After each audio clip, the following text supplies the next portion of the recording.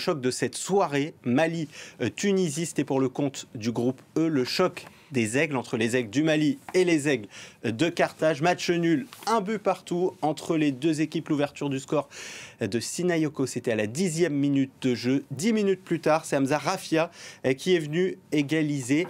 Donc pour la Tunisie, match nul logique pour vous ? Logique, oui, même si les Maliens peuvent avoir des regrets quand même parce qu'ils ont eu plusieurs occasions de prendre l'avantage, mais malheureusement, ils ont toujours péché dans le dernier geste. Je trouvais que c'est une équipe malienne qui était alerte, qui a beaucoup combiné, utilisé les côtés, qui a fait preuve d'une grosse puissance physique, parce que sur le premier match, c'est dans les dernières minutes qu'ils avaient débloqué la situation, mais là, vraiment, ils sont rentrés tout de suite dans le match. Après, bon, c'est vrai que la Tunisie a eu aussi quelques temps forts, mais dans l'ensemble, s'il y a bien une équipe qui peut avoir des regrets, c'est le Mali, même si la Tunisie est en grande difficulté en termes de points. Après, pour le Mali, il fallait surtout ne pas perdre, puisqu'ils ont gagné le premier match contre l'Afrique du Sud, qui était un match indécis quand même, jusqu'à ce qu'ils forcent la décision là, en deuxième mi-temps. Là, pour eux, le rôle est plus facile, ils peuvent se contenter d'un nul, ils vont probablement finir en tête du groupe. Donc, moi, je trouve que cette équipe malienne, elle a beaucoup mûri, en fait. On se posait un peu la question parce que c'était une équipe qui pratiquait un très beau football, qui était très plaisante à voir, mais qui était un peu naïve.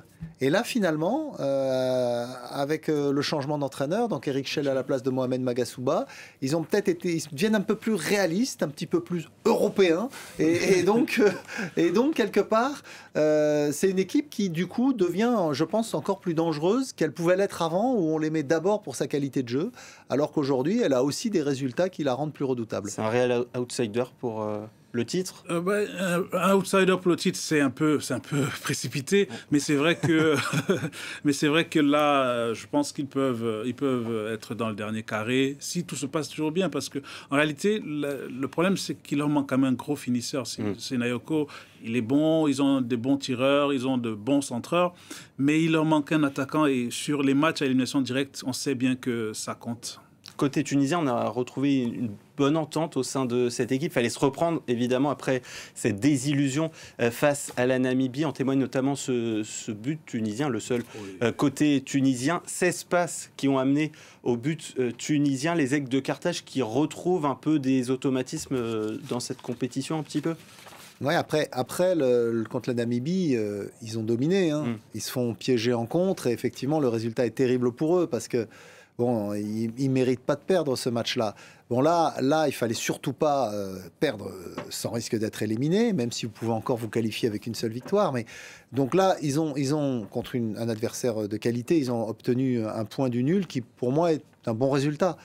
Parce qu'il y a eu quand même pas des changements dans l'équipe, forcément, par rapport à celle qui a été battue par la Namibie.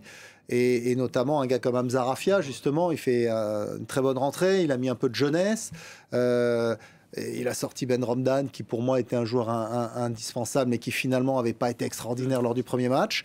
Et à l'arrivée, on a une équipe de Tunisie qui retrouve plus d'efficacité, en plus de sa qualité de jeu. Donc c'est intéressant pour la suite de la compétition, parce qu'on a vraiment des bonnes équipes dans tous les groupes qui vont jouer la qualif lors de la dernière journée. Effectivement, très bonne équipe tunisienne aujourd'hui. Sur le plan collectif, vraiment très bonne équipe.